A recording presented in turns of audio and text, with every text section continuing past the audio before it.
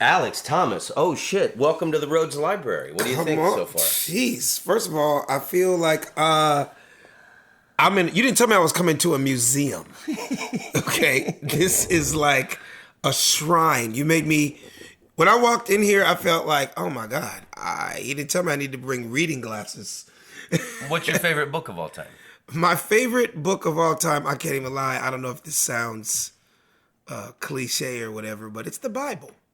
Okay. Wow. Well, then the Bible is the. That's it. Well, that just totally sets up today's conversation. I mean, we got so much to talk about. Has anyone ever said that to you? No, you're the first person. Are you joking my with me? family, You're a comedian. My mother, that would be her answer. Oh, okay. But you're the first guest on this podcast to say that. And you and I did this Israel tour together last year, which I want to talk about. Want to get to all that, but today's a big day. Were you listening to the impeachment trial on the way over? Do you know that I started? But Tom, I have a 2-year-old and a 4-year-old. I had to get them dressed, get them ready for school. I had a writing meeting earlier, so I started, but I stopped. So maybe you can brush me up on what I missed about today. Okay, I mean, I haven't been paying attention, but since it started today, I've been listening to it, and I mean, I think Mark Schiff laid out a very.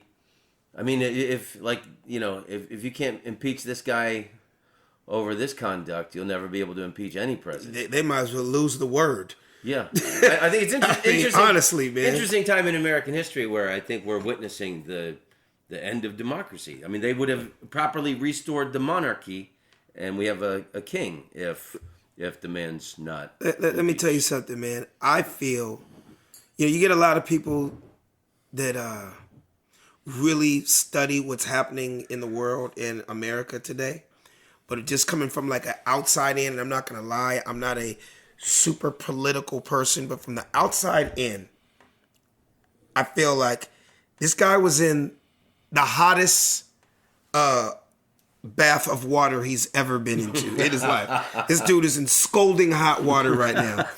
And what can I do to cause a diversion to take the world off of this topic called impeachment? Because I'm up shit creek without a paddle right now. What am I going to do? I'm going to start a fucking war.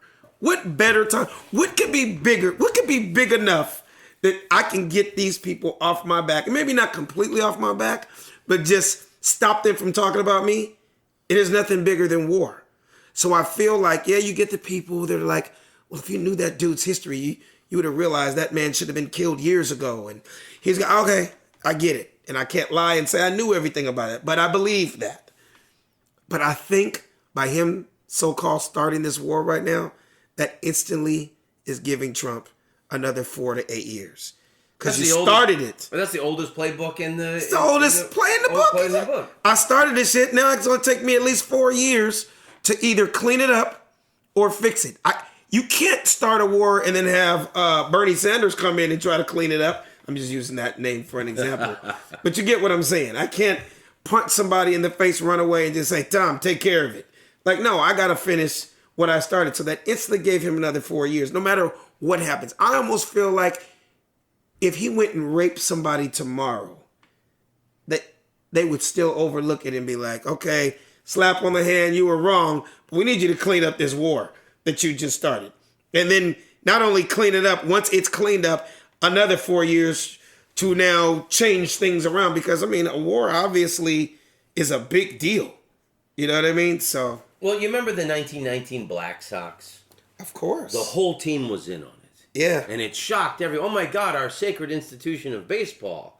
How could these guys who played the game have sold it out? It feels like all the Republicans are in on it. They all must be making money from the Russians. By the way, and they're trying to shift this narrative that it was Ukraine, and that's what the dude said on the presentation today, and that's what that woman said a few months ago, that that's what the Russian intelligence services, that's the propaganda they want people to believe, that it was Ukraine and not them. I mean, why would Not to get off the subject, but I got to give you a shout out on your your sports knowledge, because you and me have something in common. We're huge sports fans. And for the people listening, there was a team called the Black Sox before the Red Sox and the White Sox. I just had to say that.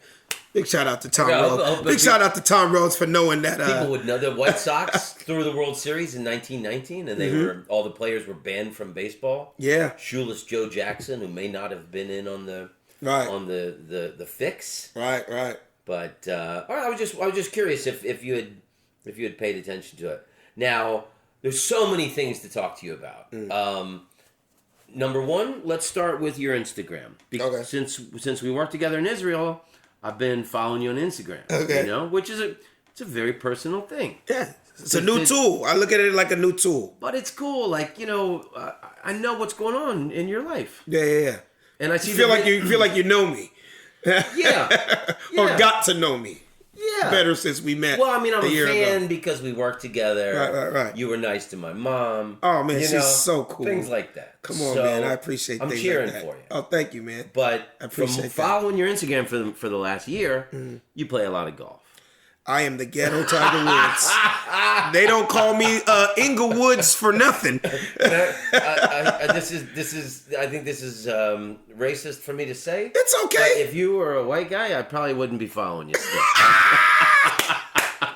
If it was like an older white guy and like all he posted was all this golf shit, I would like unfollow. If I was John Daly's uncle or Duffy Waldorf or something like that.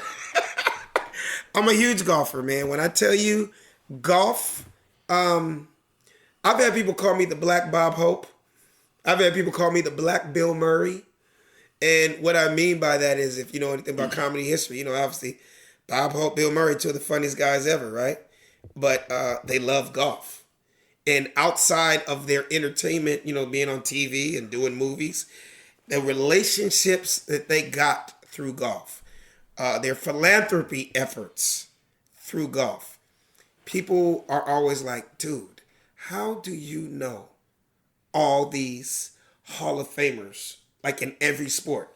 People we all grew up watching on TV, you know, our entire lives. People that you wore their jerseys, people that you spent thousands and thousands of dollars to go watch these guys play. I am friends with all these guys now through golf. Wow. Never in a billion years. I'm an LA dude, so I never in a billion years. I grew up watching James Worthy and Byron Scott and Dr. J. You know, people that are some of the hugest people ever. Man, I could call these dudes right this minute and be like, hey, y'all playing tomorrow? Or you guys playing up at Sherwood tomorrow? Or you guys are playing Mountain Gate tomorrow morning? Golf, it has just a way to bridge gaps. You know what I mean? Another one of my new friends now, you know, Wayne Gretzky. I just happen to be I'm dropping them like a motherfucker because this is all real true shit in my life. Like I happen to be the only black kid in South Central. Wayne Gretzky? Yeah. Wow. For me to grow up in South Central LA, black folks ain't even supposed to either like hockey, let alone play hockey. I met him because I'm now a member of Sherwood Country Club. And I just happen to see him 2 or 3 days a week. We've become cool. Told him my stories. He was blown away. Like, I know I might be all over the place right now, but I got to say this. In the early 90s, in the hip-hop world, hockey jerseys became the big thing.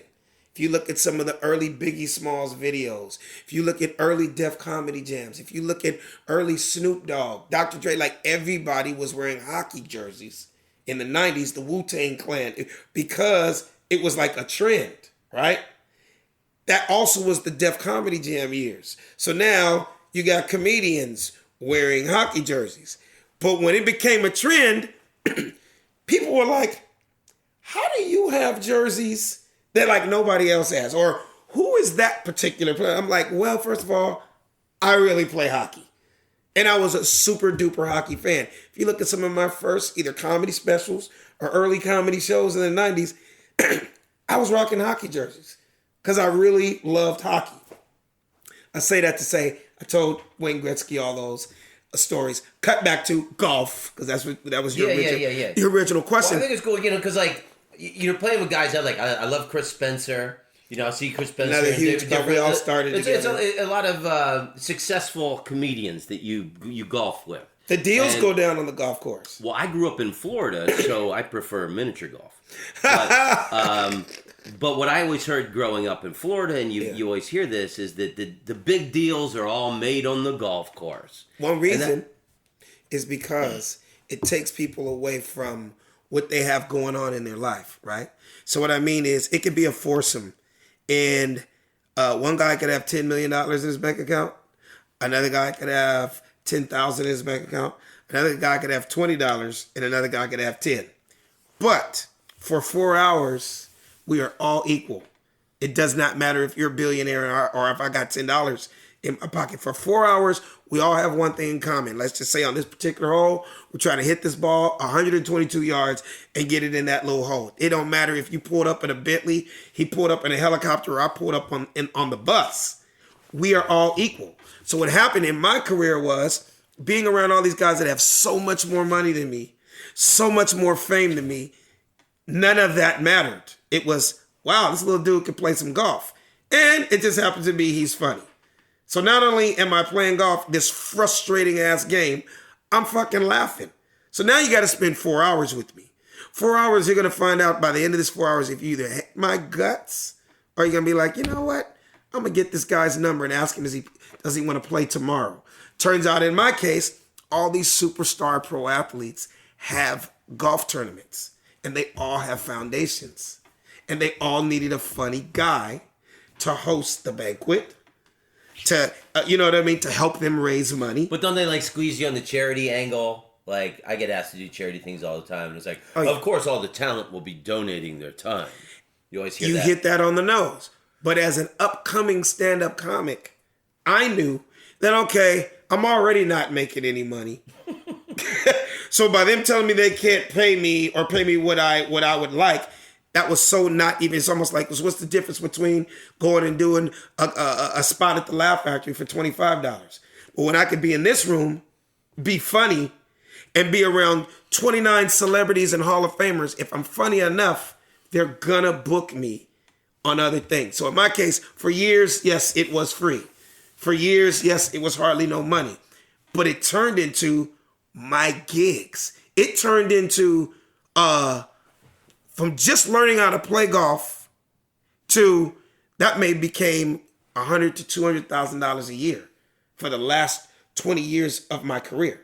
I would get more money on a weekend hosting a celebrity's weekend golf outing than 6 shows at the Tallahassee Improv, or then 5 shows at the Funny Bone in Albany, New York. No, because Vince Carter gave me $30,000. Allen Iverson gave me $15,000. You hanging out with Allen Iverson? For 20 years now. Come on. You get what I mean? These guys, and Allen Iverson didn't even play golf. And the motherfucker had a golf tournament. Vince Carter didn't even play golf, but at a tournament because it raises so much money. And these, white guys that could never hang out with him any other way, man, they would easily pay $5,000, $10,000 for a foursome to hang out, to get a jersey signed afterwards, take pictures, and my kid loves you. I bought every pair of shoes you've ever sold. It all makes sense, but I became friends with all these guys. So that's how I ended up, Barry Bonds. I could keep going. You hung out with Barry Bonds? 15, 20 years now. No shit. I love Ken Griffey Jr. You know what I mean? Guys that he's Tiger's best friend. You know what I mean? The list goes on. Reggie Bush, I just did his tournament. Marcus Allen has a tournament every year. Wow. Eric Dickerson has a tournament every year. I'm a Redskin fan. Marcus Allen said that the Redskins partied too hard the night before they lost the Super Bowl to the Raiders. Yeah, I've heard those stories also. Thank him for me. I will. I will. Anquan Bolden, who just won Man of the Year, NFL like 4 or 5 years in a row. Huge tournament. And, by playing in his tournament, I'm meeting all these other guys. And I'm like, oh, my God, there's Franco Harris. Like, oh, my God, there's Barry Bonds. Like? Is he a good dude? Who? Barry Bonds. Oh, Barry's a cool dude. Actually, Barry's one of Eddie Murphy's best friends. No shit. And a lot of people didn't know that. I actually met Barry at Eddie Murphy's house. Get the fuck And that's how I became friends with him. And then next thing you know, he's coming to my shows, the Comedy Store, the Laugh Factory. So Barry Bonds? Barry Bonds. God, absolutely. So it was a fair trade-off. You always hear athletes want to be entertainers want to be athletes. Yes. So the same way, Alex, he hit me ahead of time. Hey, man, we're playing the Dodgers next week. We got 4 games, man. You got any shows? And I'll be like, yeah, man, I'm performing at the such. I got a 12:30 spot at the Laugh Factory. I'm at the Comedy Store. Or that's your off night. He'd be like, cool, you want to come to games? I'm like, you goddamn right. So when he hit that 73rd home run against the Dodgers that year, when he broke the record, I'm sitting right behind the first base dugout. Wow. Because the night before, he had front row seats at the Comedy Store. It works hand in hand like that. I did a little manifesto last year for this Comedy Central show. They didn't air the manifesto part, but I was talking about Trump and the Republicans refusing him to call him out for the racist shit that he does. Yes. And I figured it out. I'm a San Francisco Giants fan, and I love Barry Bonds. And when he was crushing all them home runs, I knew he was on steroids, but I didn't say nothing because he was on my team and he was winning games. Yeah. And that's how the Republicans are with Trump. He's winning fucking games. He's smashing homers. They won't say nothing about the fucking. Hey, man, it's kind of like in sports when they say when you winning, nobody has too much, people can't talk shit. Who's in that picture right there? See if you can name these guys. Barry Bonds. Well, he looks skinny. He looked good. He lost weight. Yeah, because when you don't do steroids anymore. Is that Sugar Ray Leonard? That would be Sugar Ray Leonard. Are you fucking playing golf with Barry Bonds and Sugar Ray Leonard? And who's that? Who's that? Byron Scott. This is just one picture. Wow. Just to show you, like, these tournaments. Look at that smile. What happened You're the happiest man on the planet. Come on, man. I grew up with these dudes. They're friends. Like Cedric the Entertainer has a tournament every year. Wow. George Lopez has a tournament every year. And all these guys come in, they're like, yo, man, if I have them dying laughing for 5 minutes, I need to get your number, man. My tournament's next June. We're doing it at La Quinta in Palm Springs. Alex, I need you to come to Detroit. Like, I grew up a Cowboys fan. So one of my favorite players of all time, Tony Dorsett. Remember Tony Dorsett? Of course. He's Roger Staubach. I'm a Redskin fan. I watched Tony Dorsett beat my team year after year. I make this guy laugh for 5 minutes. Next thing I know, I'm playing in his tournament every year. Where he's from. And look what's crazy, what I didn't know as a kid, I'm the biggest Cowboy fan. I used to hate the Steelers. How about he grew up in Pittsburgh? Well. So he went to Pitt. Yeah. Dan Marino, that Pitt, right? But I didn't know this dude that became one of the most famous Cowboys was a fucking Pittsburgh from the heart, blood, born and raised. You know what I mean? But I play in this tournament every year. I could keep going. You brought up golf, so you know what I mean? What best life philosophy have you gained from playing golf? It's great to say that. The whole risk reward. Risk reward. Golf has a lot of things that happen in life, but it happens on the golf course. Consequences. To like, do you know anything about golf? I mean, yeah. Yeah, sure. Okay. Basics. This is a par 4. Over water. But there's a bailout to the left. Like, if you think you got the biggest balls in the room, you could sit here on this tee box and go for it. Try and hit it over the water. Try to hit over the water. Not only hit it off the water, I'm going to really get golfy with you here. It's hard enough to hit a fucking driver straight. What makes you think you're going to step up to this tee box and not only hit it straight, but land and stick on the green and not fall off into the water? In life, sometimes we take chances. We're thinking like, man, yeah, man, I think I'm gonna do something crazy right now. Or you could be the type person to go, chill out for a second, man. You can just take a 3-wood out and hit that bitch right in the middle of the fairway. And then just have an easy second shot in. But no, you're thinking you want to take that risk and risk it all and try to do something miraculous that you've never done in your life. When I say that, I mean, in life, sometimes we have to go, you know what, man? I'm not that good. I think I'm going to take the safer route, but I'm going to get there safe. I'm the type of dude that goes in life, I'm going to drive the speed limit and wear my seatbelt and get to my destination safe. You're the type of dude, man, fuck that seatbelt shit. I'm only going 2 blocks, and I need to get there quick. So not only am I going to drive 120 miles an hour, I'm going to drive 120 miles an hour with no seatbelt. Okay, but you're taking the chance of killing yourself.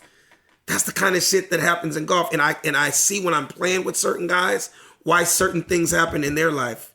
And why my life, I was just more of a think out the process type dude.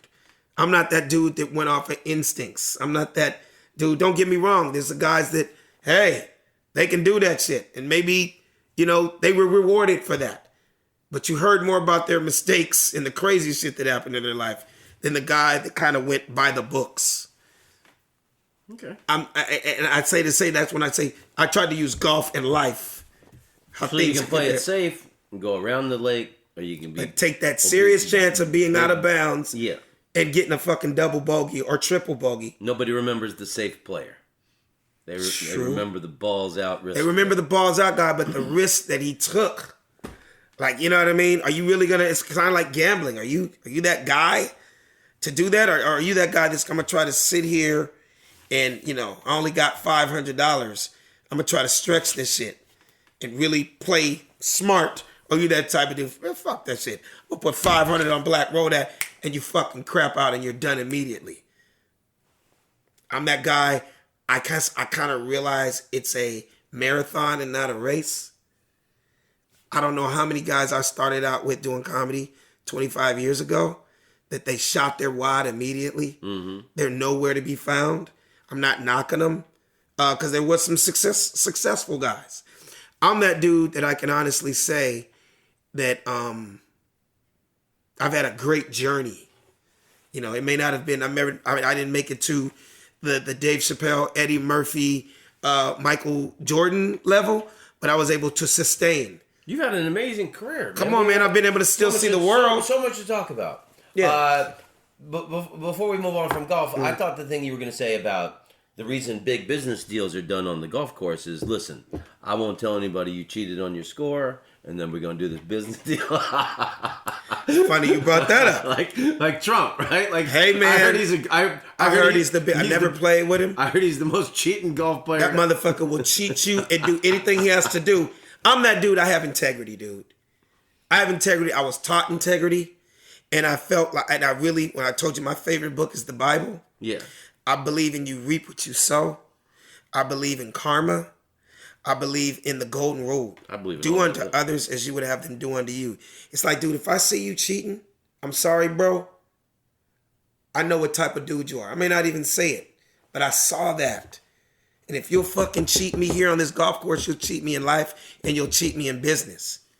I say that to say, just recently, and I'll get off golf after this. I just became a member of Sherwood Country Club. Anybody that knows golf, anybody that knows anything about Sherwood, they'll tell you it's one of the most prestigious country clubs in all of America. Some of the, it's 300 guys there. There's only 10 black people there. Will Smith, President Obama, Tiger Woods, Chris Paul, a couple other people, and little old fucking me. A place that I've been playing with friends for years. Never in a billion years did I ever think I'd become a member here. Cut to 25 years later, it happened. Okay, but long story short, when I became a member, 4 of the members took me out for a round of golf as a welcome to Sherwood. Obviously, I'm the only black guy. Uh-oh. I'm playing. In my head, I'm like, motherfucker, you better play good. This is not the day to fuck up. Like, because if they find out you can't even play golf, you know what I mean? So all that's in my head. I'm having a hell of a day. I'm doing good. We're on the 18th hole, and I just super fuck up, dude. When I tell you I fuck up, I don't know why. I fucking shanked a ball, went out of bounds. I tee up again. I fucking go out of bounds twice. I haven't been out of bounds twice on the same tee box in fucking 10 years. All of a sudden, I'm getting hot. When I say hot, not hot as in angry, hot as in nervous. Like my palms are sweating. I'm like, these white people are not going to invite me back, whether I paid or not, right? And just by the way, I was actually playing better than all 3 white guys the entire day.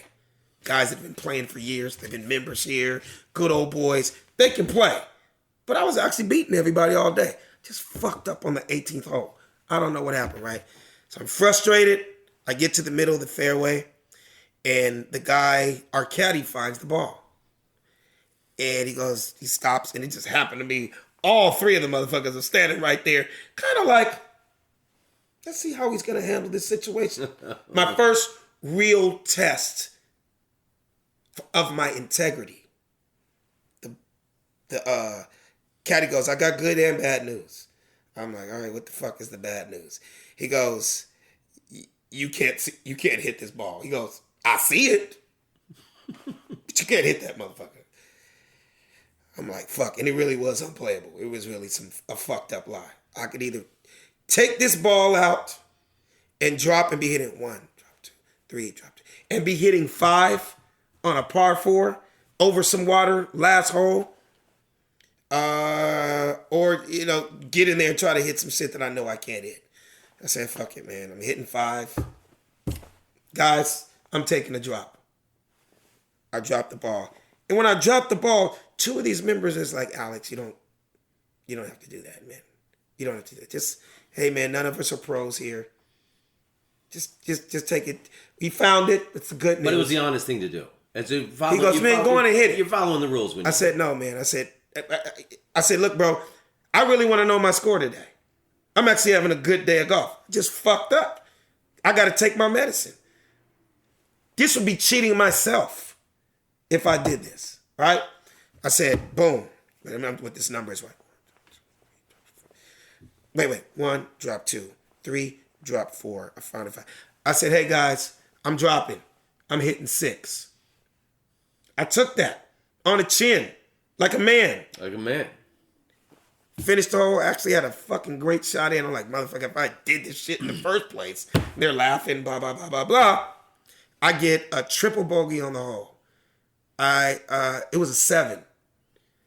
When all the scores... What's a triple bogey? That means you got means you got to do 3 over. 3 Humphrey Bogart impressions while you hit the ball. Pretty much. Pretty much. And it's a fucked up ass score. This is a par 4. Wait, what I want to know about when you take a mulligan in golf is like a fuck up. So they offered that to me. Who was this guy Mulligan? That was such a fuck up. Who was this guy? That they named some shit after him. He was such a shitty golfer. They had to name the fuck up do-over after the motherfucker. Exactly. They even threw that out. I'll take a mulligan. I'm like, no, guys, I can't do that. It's for me. It's personal. Okay. Long story short, boom, got a 7, took that on the chin. I still shot a fucking 85 that day. Just let you know how good I played. And afterwards, when I saw everybody score, I actually beat everybody. Right? Shook hands. It's a gentleman's sport. But we sat in there and we had lunch. This is with the board, the head of the board. It's the biggest people there. These guys are fucking filthy rich members. We started talking and stuff. And I'm like, yeah, man. I was like, so thank you guys for bringing me out. And it just happened to be that week we were scheduled, my wife and I, to do the actual first meeting when you're welcome to Sherwood. For just sit with a bunch of board members, shake hands, ask a few questions, see the type of guy that you are. You know what I mean? Because money's one thing. You still need 2 recommendations, but they still want to see you can be rich as fuck, still be an asshole. You know what I mean? But they wanted to just see how I was. So we sat down and I was like, so guys, I got a question. I'm scheduled this Thursday. And this was just real, I was being honest. I'm scheduled this Thursday for the meet and greet with the board members. Is there anything that I should be looking forward to? And my wife, and I was like, he goes, you don't even have to worry about that meeting on Thursday. I was like, what do you mean? They have it scheduled. We're supposed to be up here Thursday. He goes, little do you know, that was your meeting. Ah. That round of golf with these guys. And he goes, and it said a lot about you. This is after the round, dude. This is once we're in the 19th hole drinking inside. It said a lot about you and your integrity and the type of person that you are, that you counted that as when you fucked up, you put that number down, you were honest, you didn't have to do that. We even offered you a mulligan. We even offered you and said, Alex, just da-da-da. Don't bang on that. Okay, yeah. We even offered you all that. And that tells us a lot about you. You're an honest, stand-up type of guy. I was like, I said, that wasn't for you guys. That was for me. It's just the type of person, man. He goes, and that's the kind of people we want here at Sherwood. Nice. Welcome to Sherwood. I wouldn't want to. You know? I never got into golf because of all the accessories, and then everybody's going to be getting you these golf presents. It's like endless golf related. Like, no, I don't need another set of fuzzy golf club covers. And it is, and you will go broke with golf. Golf, I always say, I used to joke on stage, golf will get your money every year. Because you will feel like every year the new club comes out, I need that. I will never go left and in the water again with the new G4000 from Pink. You know, no, motherfucker, it's the Indian, it's not the arrow, motherfucker. You know what I mean? It's, people try to blame the equipment. Like, no, the equipment ain't got to do shit with your ugly ass swing. You can give Charles Barkley a $50,000 set of clubs. His shit's still gonna be ugly as fuck. Here's the ugliest golf swing in golf history. You know what I mean? Yeah. And then my friends used to joke with me for years when I first started playing golf. They used to be like, Alex, eventually your game is going to catch up to your outfits. Because, man, when I tell you, Tom, I'd be all on that course looking like I was on the PGA Tour. Couldn't hit a ball 3 feet, but my shit was clean as fuck. You look fantastic. Man, I look like I can play. You got the nicest golf clubs. Come on, man. And I'm already a sneakerhead. Yeah. So when I found out golf, I coordinate. You like athletes that tell you look good, you play good. So I enjoy the game, man. Okay, last golf question. Yeah. What is your favorite golf joke? Jesus. There's so many, and a lot of them are very, very corny. Yeah. But there's ones that stand out. There's one, I just give it to you real quick. It's the quickest, fastest one ever. Give it to me. Why do they call it golf? Have you heard that one before? Mm-mm. Why do they call it golf? What? Because shit and fuck were taken. And then there's the clean version. Why do they call it golf? Why? Because all the other 4-letter words were taken. You know what I mean? It's a very frustrating ass sport. That's beautiful. It'll make you want to... Okay, man. We got so much ground to cover. Yeah. An amazing fact about you is your father was in Earth, Wind, and Fire. Man. So the silly question... Which one was he? That's funny. Was he Earth, Wind, or Fire? He was actually the wind. Okay. He was the wind of Earth, Wind, and Fire. And anybody that knows Earth, Wind, and Fire knows the history of it. Come on, man.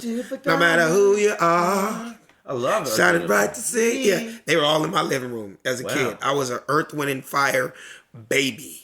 I showed you on my vinyl. I'm a big fan of 70s funk. They were called the Phoenix Horns. It's one of my favorite genres. They were called the Phoenix Horns, and it was Verdine, Maurice, and my dad. What's so crazy that you bring this up? 2 weeks ago, I think, maybe 3 weeks ago, on the Lincoln Honors? Yeah. They call it the Kennedy Honors. Yeah. Huge CBS show that comes on every year, and all the superstars, and they always, what do you call it? What's the word? Like one year they did the Beatles, another year they did the Rolling Stones. What's the word? A tribute. They just happened to do a tribute to Earth, Wind, and Fire this year. Oh, wow. But I missed it. It was like 2 Sundays ago, and I was playing on golf. Stage somewhere, I know, at night and shit. My dad calls me up and goes, man, did you watch CBS last night? The Lincoln Center Honors? I'm like, no. You know, they did a tribute to us. Why wouldn't he be there? And I was like, you didn't know anything about it? He goes, no, but I need you to find the tape because they had me on tape on CBS when they were talking about the beginning. So there was a little video of my dad and Maurice. And I was like, wow, I thought I've seen them all, but I had never seen that one. So I had to do my research the next day, go on CBS.com and find it. But, you know, my dad was the beginning, the first 3 albums. So by the time 1980 came around, he was producing. Like my dad produced Minnie Riperton, and you know my dad was a huge studio artist in the 70s and late 60s. Minnie Riperton played guitar, right? She's more of a singer. Okay. She made it famous from singing, but she played all instruments. I'm thinking of Tharp. What's her name? I'm sorry. But I know back then a lot of the 70s artists, they also played, you know, instruments. Mm-hmm. But her you makes me feel so beautiful. Love is easy.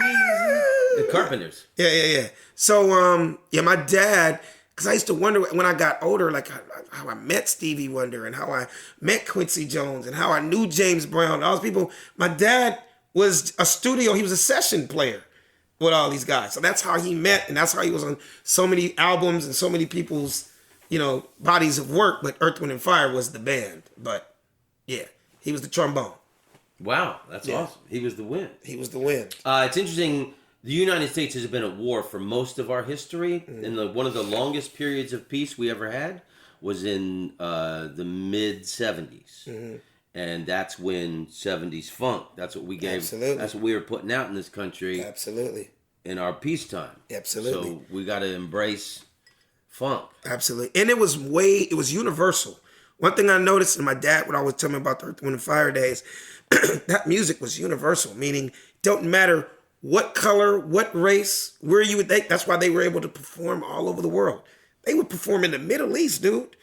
From fucking, Pakistan to fucking Chi-Town, Chicago, to Atlanta, to New York, to Rome. You know the one thing I think could bring peace to the Middle East?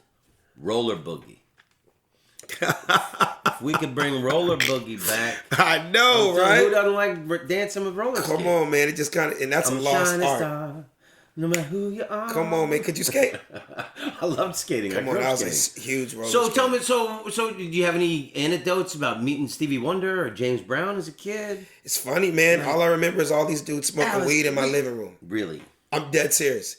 I just got to tell you this. And you were into sports? You went the other way? When I tell you, they forced. I grew up with two pianos. I gotta get a bong and a fucking keyboard, dude.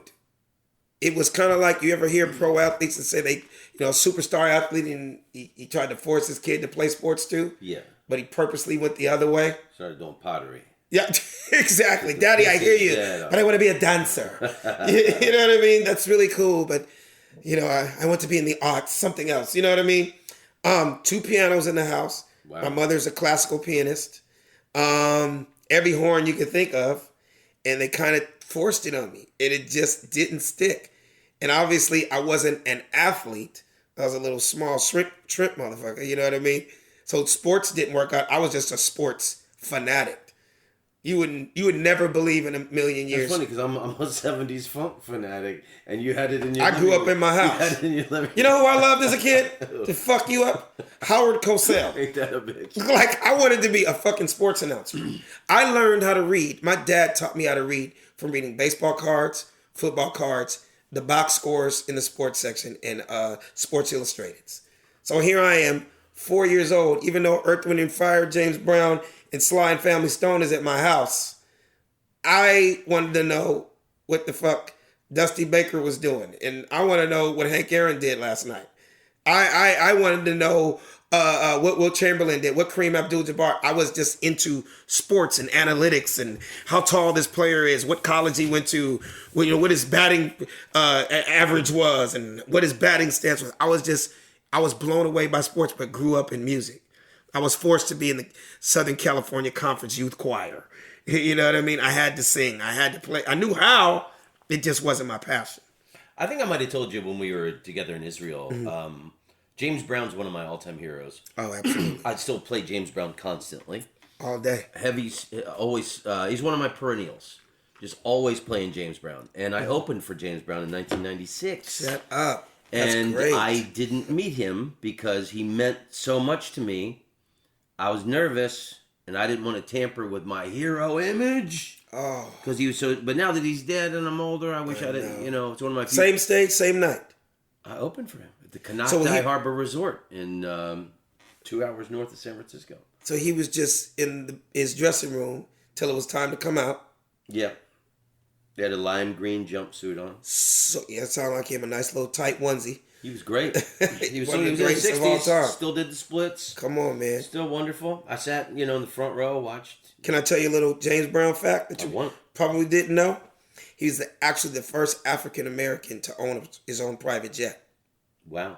And I think also the first African-American to own his own radio station. And own his own radio station. Yeah. I'm about to... And he was all about empowerment and buy-in of black businesses. Absolutely. That's, I don't think James Brown gets enough credit for... He doesn't. And stopping the riots in Boston. Come on, that was when huge. When Martin Luther King Jr. was assassinated. That was huge. That was one of the... And that's the most racist city in America. It's one of the few cities that didn't riot. Absolutely. Because he did this concert that they broadcast live. So you know the whole story when the cops got in there and they wanted to act crazy? He was like, no. That's what y'all want to happen. Let me get these kids off the stage. They love me. When all the kids rushed the stage that night in Boston, they wanted to come up and start beating people down. He's like, no, these are my people. You get what I'm saying? Yeah. So another, of course, you know, rest in peace, Otis Redding was. Oh, love Otis. Otis, oh my God. Come on, there you go. I read James Brown's autobiography. Absolutely. Here's another James Brown fact. Yeah. Elvis Presley was the first dead person James Brown, or second dead person James Brown ever saw. Someone, wow. He says it in the book. I forget what. That's crazy. Speaking of dead people, unfortunately, rest in peace. The plane crash that Otis Redding died in, and the entire group, he had just bought that plane from James Brown. Oh, wow. Like 2 weeks before. No shit. Yeah. So Otis Redding, so James was the first to own his private jet. His old plane, Otis Redding bought, and that tragedy happened. So that was just a little fact that we brought up James Brown. But yeah, he was an amazing entity. Well, I'm glad you mentioned dancing too. That sets up perfectly my next question. You worked on Living Color, but not as a comedian, as a dance choreographer? Man, that's come on! I just read your bio, baby. You really did. You're really taking. So you worked with the Fly Girls? The very beginning. Young Jennifer Lopez. What was she, like 19, 20 years old? Yeah, I was Rosie Perez's assistant. Oh my God. So Rosie Perez, one of the sexiest women on the planet Earth. And we became best friends on Soul Train. So I was like a little hood celebrity in the hood. Before we moved here to the West Side, where we're at right now. So before I went to all these schools over here, I grew up in South Central LA. Right. 69th, Normandy, Dinker Park, Arlington, Western, by USC. Right? Great area. Yeah. So from 15 years old to 20, I was a hood celebrity because I was a breakdancing and pop locker. So you got to get it. These are the years that hip hop is new. Hip hop is just hitting the world, and breakdancing is now the biggest thing. So I was just a kid breakdancing and pop locking in the streets. Cut to, giving you the long story short, I ended up being on the biggest, to black folks, the biggest show on TV for 25 years was Soul Train. Didn't get any bigger than Soul Train. Every superstar, singer, rapper, everybody had to go from Michael Jackson to Prince to the OJs to, to the Jackson 5. I had to run and get it because it's open, and I got the Soul Train box set, baby, DVD. Near and dear to my heart. I got every... Well, if you got the 90s, you got something in there, me going down the line. That's how I became hood famous. So Rosie Perez was the star of the show when I got there. And she took a liking to this little young brother. And he was like, motherfucker, you know all the brand new dances. Like the hot shit, like the newest shit. And since hip hop was new, they weren't really taking too many hip hop dancers on the show. Because that's when the R&B was at its biggest. But long story short, she took a liking to me. Cut to when Soul Train is over, she got her first job in Hollywood. Outside of Do the Right Thing, the Spike Lee movie, a brand new show was coming out. And it was called In Living Color. It was a sketch comedy show. Rosie Perez brought you to Living Color? So Rosie Perez, when she got the job as the choreographer for these new dancer girls called the Fly Girls, I was her little assistant. That's the years I'm trying to figure out, am I going to go to college? Am I going to get a regular job? That's the hottest show on television. Hottest show on TV. You never saw me, but that's where I met Damon Wayans and Keenan Ivory Wayans. And they were the ones that would walk in there, see everybody dancing, but everybody's laughing too. They're like, this little motherfucker is hilarious. Like, I know you're a dancer and shit, but have you ever thought about doing stand-up comedy? And I was like, do stand-up comedians make money? And they were like, look at us. I had no idea, didn't know nothing about stand-up. I mean, I knew Richard Pryor and all that kind of shit, but I didn't know the route. And they're like, look at us. They talked me into it. Cut to like 3 months later, I'm going to the Comedy Store in the Laugh Factory signing up for amateur nights. And that's how stand-up started. And dancing, I was just like, okay, now I'm 20, 21. I'm like, how long am I going to be dancing? I was in all the early rap famous rap videos and all that kind of rap. And I'm like, oh, I'm gonna be grown up. Snoop Dogg's Gin and Juice. I was in. You're in Gin and Juice? I'm in Gin and Juice. Come on. With a hockey jersey. You would see, you'd be like, oh shit. I actually had an NHL All-Star weekend. Okay. All-Star games. All right. Back then, and Snoop had on a Hartford Whalers. Wow. Jersey, but he took the Hartford off, the H, and put an S. And put like with the dog that looked like looked like him. It was a customized hockey jersey. I had a real hockey jersey and shit, actually from that year and everything. But I was in all the videos back then, and I was like, dancing, is that going to pay me? I don't think so. To be honest with you, just so you know how the transition happened, Remember the Time, Michael Jackson. One of the biggest songs ever. Do you remember? Right? Eddie Murphy, Magic, everybody in that. That was my last dance audition. And I couldn't get the routine. It just happened to be, that's the same year I'm starting to do stand-up comedy. 91, 92. And it just happened to be my first audition I go out on, I get. First time making money. First time being in this so-called entertainment world. Dancing was done. I'm now a stand-up comic, and I like this acting shit.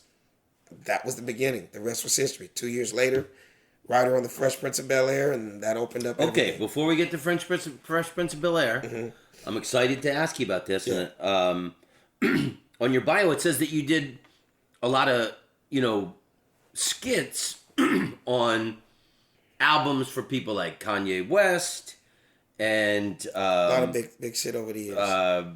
Bow Wow and all these... That's how I became friends with Dr. Dre. So people are always like, man, Dr. Dre is one of the biggest ever. He's the first billionaire in hip-hop. And you're on one of the Dre skits? I was kind of like silently, just so you know, I was kind of like silently Death Rows and early Snoop Dogg, DJ Pooh, Ice Cube. I was the dude that wrote a lot of those sketches on albums, and then they started having me be on sketches and albums, and then that's how I ended up being in all the rap videos. I got famous, Tom, from being in famous rap videos. Like one of the biggest videos I was ever in at that time was Nori.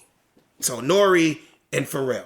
You know who Pharrell is? 'Cause I'm happy, right? His first huge hit was a song called Nothing. Homeboy, I came to party. Your girl looking at me. Anyway, long story short, album of the year, biggest video on MTV, video of the year, and I just happened to be the star of the goddamn video.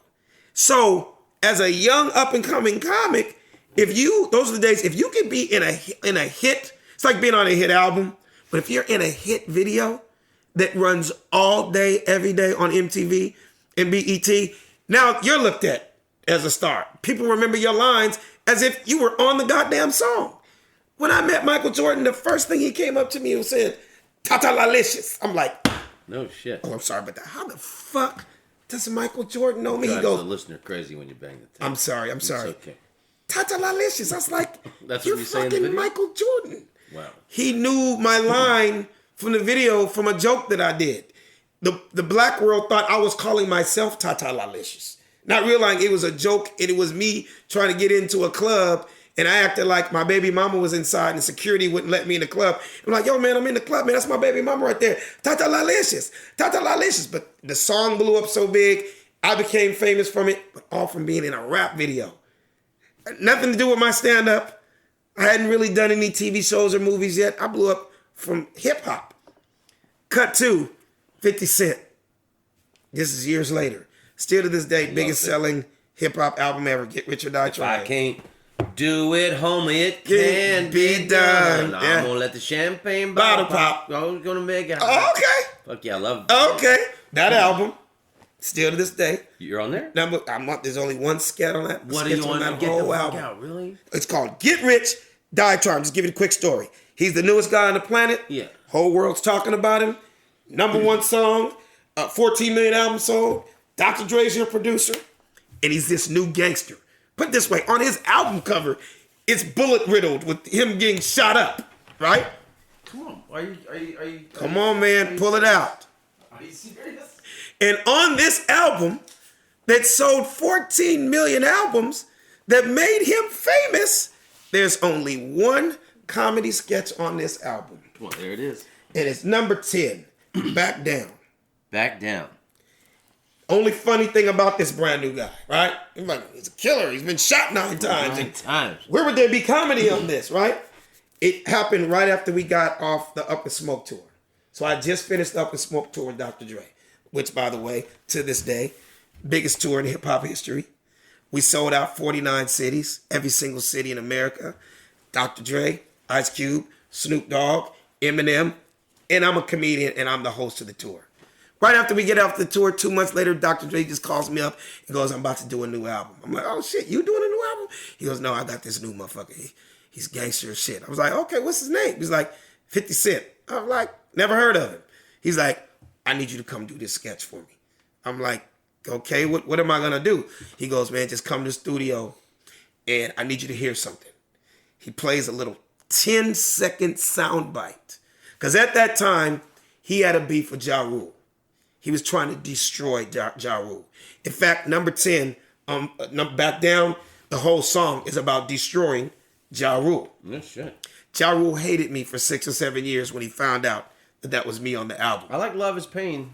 That record, that record's fucking amazing. Oh, yeah. Don't get me wrong. I never personally had a problem with him. But Dr. Dre paid me a lot of money to do this shit. He's like, can you do something with it? It was a soundbite of a gay dude calling into Hot 97 in New York, which was the biggest fucking radio station in New York at that time. And this gay guy supposedly was the dude that was, what they say, sleeping with Ja Rule. So he was just basically like, you need to leave Jeffrey alone. Oh, yeah. He is my boo. Y'all need to quit it. And that's all it was. So Dr. Dre lets me hear this. He goes, can you fuck with that? I was like, I guess, like, what do you want me to do? He's like, man, just be that dude and do a character and like come up with some funny shit. And I was like, okay. He said, how much you want for that shit? And I was like, I don't know, maybe a couple $1,000. Nah, man, I can't do that shit to you. He go 10 stacks. You got 10,000 bucks. Motherfucker gave me $10,000 to do that. If you played it right now on your radio, to do, what was that? 10 seconds? 15 seconds? Wow. So what it was is I took it and he purposely left my name off the album because he wanted the world to think that this gay guy, like, not only am I destroying you on this song, I got the gay soundbite to prove it. So that's when I came up with the big things come in small packages. Holla. I'm a 12-degree pink belt. I will slice and dice his ass. You know, and it became famous and Ja Rule found about it. But yeah. You're on one of my favorite albums of all time. I did not know that. When people found out years later, they're like, exactly what you said. It's one of my favorite albums. I had no idea that was you because we wanted to keep it. So long story short, why I love Dr. Dre so much, not only did he give me $10,000, he bought me a brand new $5,000 pool table. No shit. It just happened to be that was the week I bought my first house. Wow. How did I buy that first house? Off the tour I just got off with him. That Up and Smoke tour was the most money to date. No, not to date. You at that time. Dre? What, yeah. Doing stand-up? I was the host. Okay. In front of 30,000 people, every arena in America. Wow. And it was the most money I'd ever made. It was the longest I'd ever been away from home. It was some real rock star shit. Like the same dudes that did this tour did AC/DC and Guns N' Roses and the Rolling Stones. That's how big the Up and Smoke tour. If you ever get the DVD, you watch it, you see me all over it. So I hosted the entire thing. Most money I ever made, got off tour, bought my first house. And then on top of that, 1 month later, I'm moving furniture in. He calls me with this. And then buys me a brand new pool table for my house. I was like, so when people say, you saw Straight Outta Compton? Of course. People see how much Dre did for rappers. You think I'm a white guy? You think I'm a white guy? But you're the coolest motherfucker on the planet. I gotta get Tom Rhodes is a cool motherfucker. I love Dre. What have you learned most from him? He looked out for me. Personally or professionally? I've learned so much from being around him so many years. First of all, I always thank him because I'm the proof of it wasn't just rappers that he looked out for. I just happened to be their favorite comedian. Snoop always loved me. Ice Cube always loved me. That's why he put me in his movies. I was friends with both sides. And when we say both sides in L.A., everybody knows what both sides means. Bloods and the I Crips. was friends. Half my family's Crips, half my family's Bloods, but I never got caught up into it. So I was always able to walk the fence of getting, and I was silly and making everybody laugh. So motherfuckers weren't trying to jack me. Trust me, when I saw Straight Outta Compton, the movie, I was there for all that shit. I was in those sessions. I watched all that shit go down. Those butt naked pool parties. Yeah. I was at every one of those motherfuckers. But just being around it, and then I ended up making it a career. I'm sorry I'm talking so much. No, that's okay. I hope you stayed away from Eazy-E's. Yeah, I didn't have any sex with any of the chicks he had sex with. But I was friends with Eazy. Rest in peace. I was around that whole crew, man. And you would think, and that's why my story is so interesting, because most everybody that comes out of South Central LA ended up being in the gangs. Yeah. Ended up being in that life. I never sold drugs. I've never been in the backseat of a police car. My mom and dad were like, we're shipping your ass to Beverly Hills to go. I went home to the ignorance every day, but they wanted me to be around other shit so I wouldn't get caught up in that.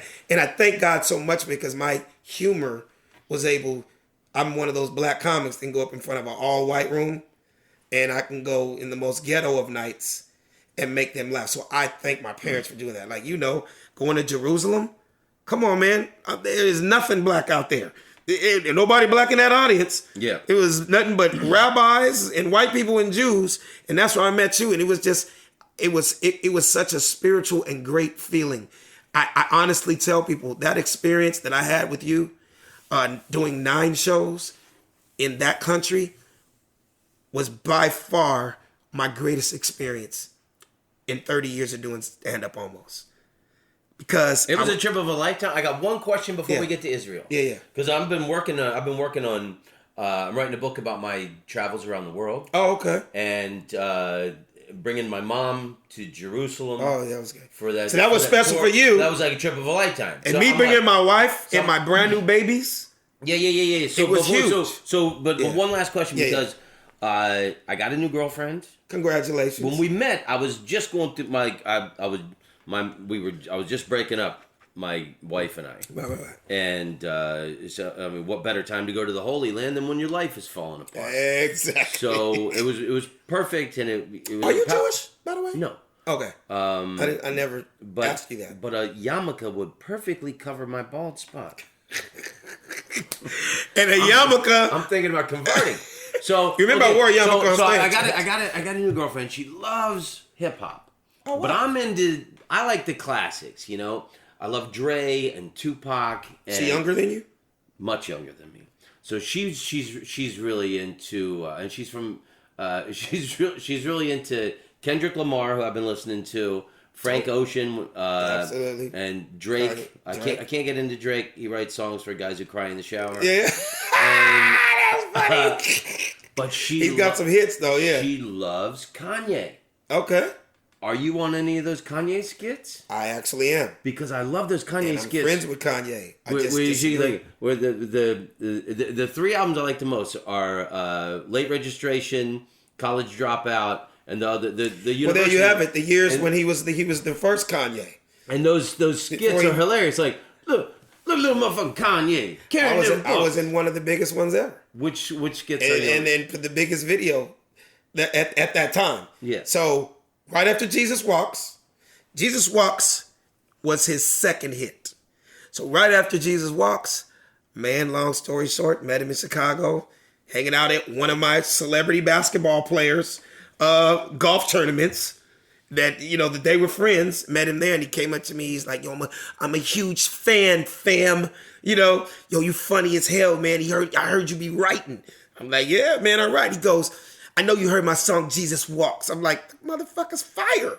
I love you. I love your app." And we had a lot in common because we kind of dressed the same. He always, when he would see me, he'd be like, "Yo, that's just fun. Yo, where'd you get them kicks? Yo, where'd you?" Because he was a dressing type rapper. I'm a dressing type comedian, right?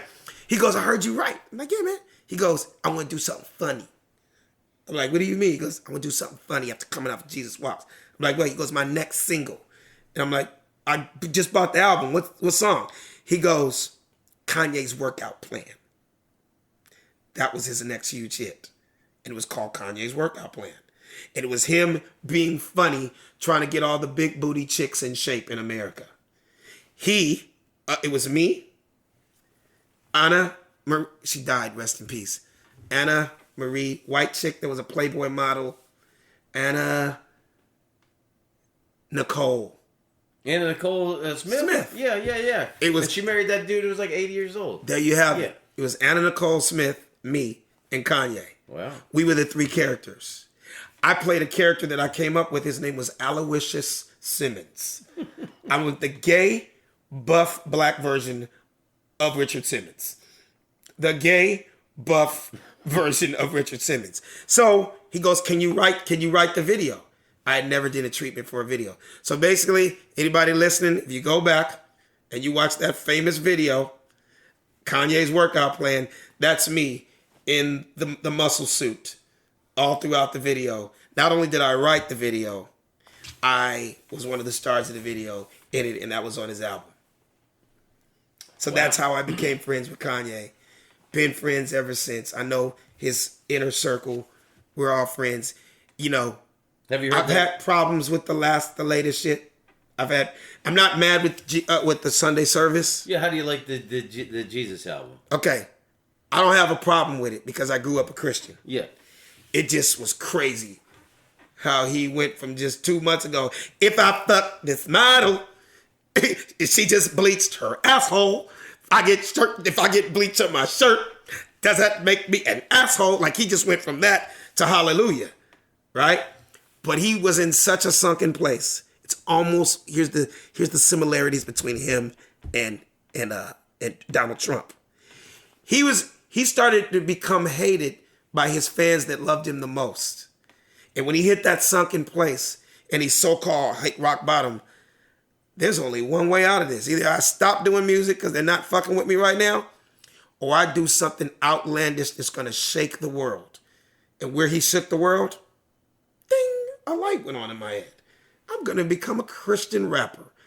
I'm going to turn my life over to the Lord, which you can't be mad at. Because so many people that we know out there, people that have been murderers and killers and went down the wrong road, hey, they found the Lord, and the Lord, I believe in the Lord. He can change your life around. So I'm not mad. I applaud his efforts of becoming this Christian. Like he said, no more secular music. You're never going to hear his old music in its original form. Now he's doing the clean version, whatever. Long story short, because I'm getting long, I still love the old Kanye better than I love this new stuff. That's what I like and I wasn't into him before. I thought he was a chump because he says he never voted and he's a Trump supporter and all this shit. Mm-hmm. The guy irritated me. Mm-hmm. I get it. But because of my new girlfriend, I got into the album. The guy is a genius. He is a musical genius. Those early albums are absolutely genius. Absolutely genius. Wasn't the greatest rapper. He was a way better producer, right? All the hits from Jay-Z, all those Rockefeller hits, all the other people that he did some of the hugest hits in hip-hop history. I still, to this day, I don't care, even I know him, I would tell him in his face. He's still a better producer than a rapper, but he found his own lane in the rap. He found his voice, and it's a universal voice. And because he's so huge in the fashion world, because he's made a couple $100 million and damn near $1 billion off of fashion and his Yeezys and his shoes, that's when he crossed over to now you got white kids that are 13 that look at him like he's the new Jesus Christ. You can't be mad at him crossing over. Then he marries a famous white chick. I'm just cutting to, Armenian, but he's done so many publicity stunt type things. You follow that with some real music, whether you like him or not. Man, it's just hit after hit after hit after hit. He looks brilliant. Amazing R&B albums all the way through. They're absolute genius. I saw a girl who had on a concert shirt from his Born Again Sunday Jesus service tour, the Sunday service thing. Yeah. It doesn't have his name on it. It says on the front, Jesus is King. Yep. And she said she paid $75. It's brilliant. The motherfucker has Jesus, excuse me, God, but he got socks that cost $100. Yeah. Just because it says hallelujah on it. Or Holy Spirit. It's like brilliant marketing. It's such a, it's like, Kanye, I know what you did, but woo! God, if I had them marketing skills, brother, I know what you're doing. And I know Tony very well. Tony is his cousin. That's the head of music. Tony handles all, whenever you see Kanye live, all these years. He's actually on every single album. He actually was on my radio show. He's behind a lot of it. Brilliant. So, if the Bible is your favorite book, what is your favorite story from the Bible and why? Wow. Whew. You just got really deep on me. I'm going to be honest with you. From my readings of the Bible, it's not even about the stories. It's more the scriptures. It's more scriptures and how things that were said in the Bible, whatever, hundreds and hundreds, thousands of years ago, have come to pass to this day. And I don't want to sound like a super biblical kind of guy, but like when you see, scriptures, so God loved the world that he gave his only begotten son, little things that, like when I say, do it unto others as you would have them do unto you, stuff that has come to fruition, the last days and stuff. It's almost like I look at the Bible as a blueprint.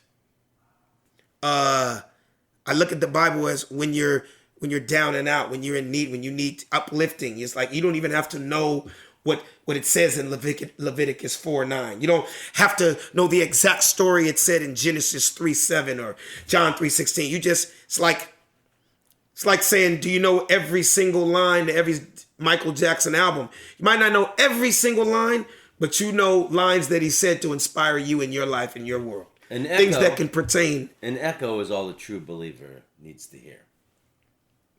Absolutely.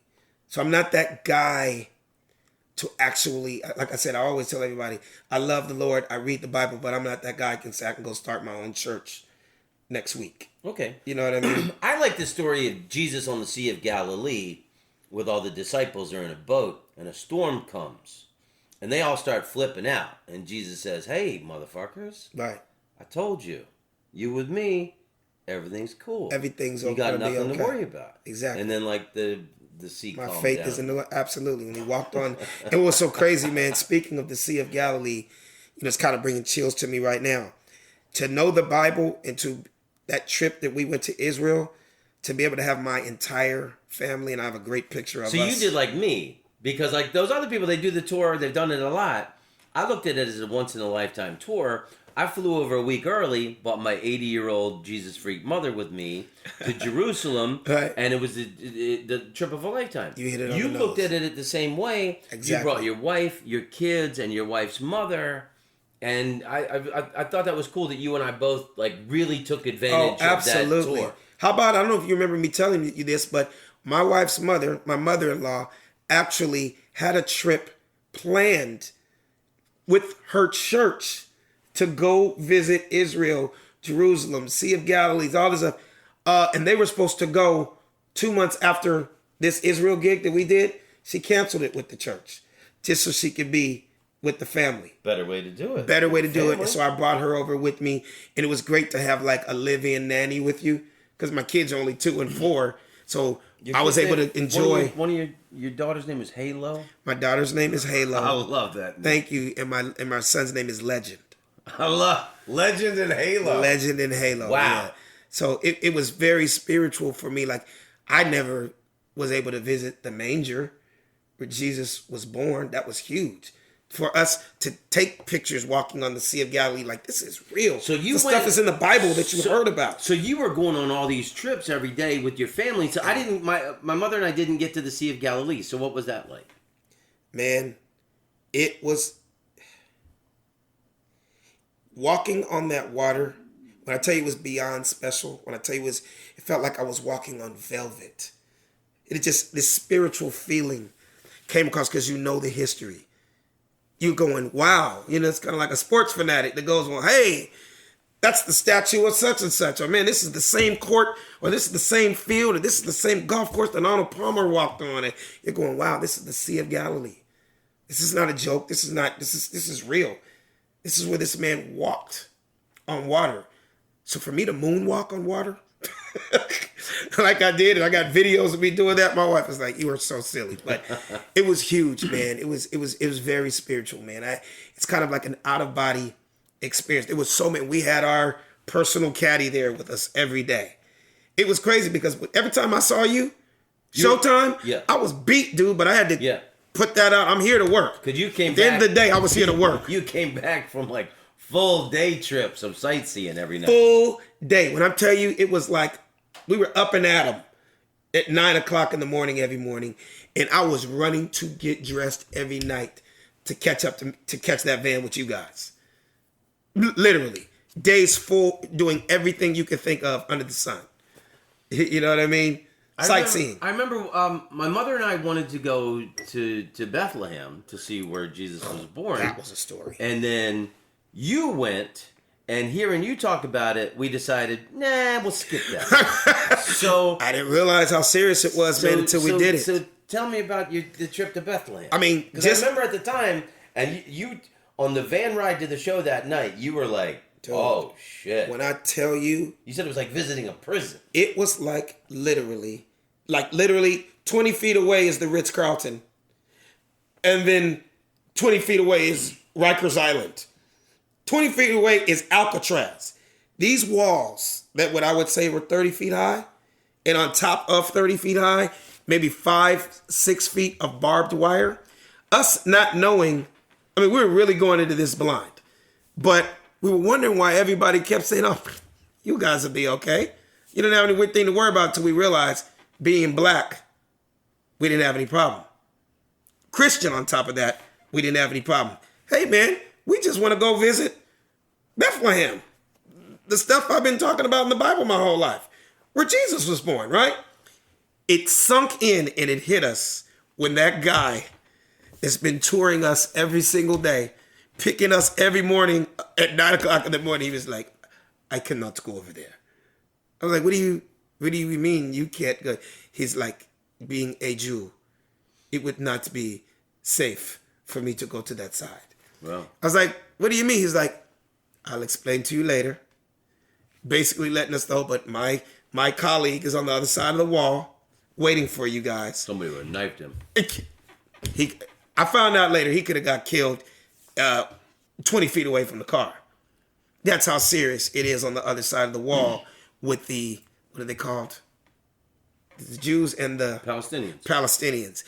As we're getting this tour, when we got to that side, the guy that took over the tour from there, he explained to us how serious it is and why there's a wall here and why to this day Jews aren't welcome and they can't come on this side. We knew nothing about that. So that's on the Palestinian That's on the Palestinian side. We didn't know Bethlehem is on the side of the enemy. We didn't know that. The thing that you told me in the van that stuck with me all this time, you said, I grew up in South Central. I've had friends and family that were in prison, and I've gone to visit them, and that's what it felt like. It felt like going to visiting day at a penitentiary. At a penitentiary, and that really kicked in when we're just getting souvenirs, right? Yeah. We're just going on the belt. Oh, this is cool. Jesus, we're getting to ride camels. But you know what I understand is, in their world, you're riding camels with the enemy. But we don't know that. We're from LA. We're just visiting. We're black. And I'm showing my kids the world, right? So we're taking pictures. And I forget the names. What's the thing? The yarmulke. No, because yarmulke was on the Jewish side. Yeah. I forget the name of it. It's the Saudi Arabians and all Muslims wear it. I forget. Kufi. It's the scarf that you saw. Yeah. And then you see the little thing they put on. The Yasser Arafat hat. Yasser Arafat hat. I'm like, this is cool. I took so many pictures. It looked like I was doing my rap album cover. I was like, oh, this is new cool shit. Babies in it, everything. I buy them for all of us. My wife got one on. I got one on. The babies have them on. We're like, cool. Now we're crossing the wall to get back to the Jewish side. Oh, shit. Right? And you got your... And we got it on. We don't know. We're thinking like, hey, this is real cool. And in the middle of us, because it was like literally when I tell you, it was tougher to get to the Bethlehem side than it was for me when I went and visited cousins in Folsom or Tehachapi or San Quentin. It was that many obstacles to get from the one side to the other. But in the middle of the walk to get over it, this young Palestinian kid asked me for a picture. I was like, what are you?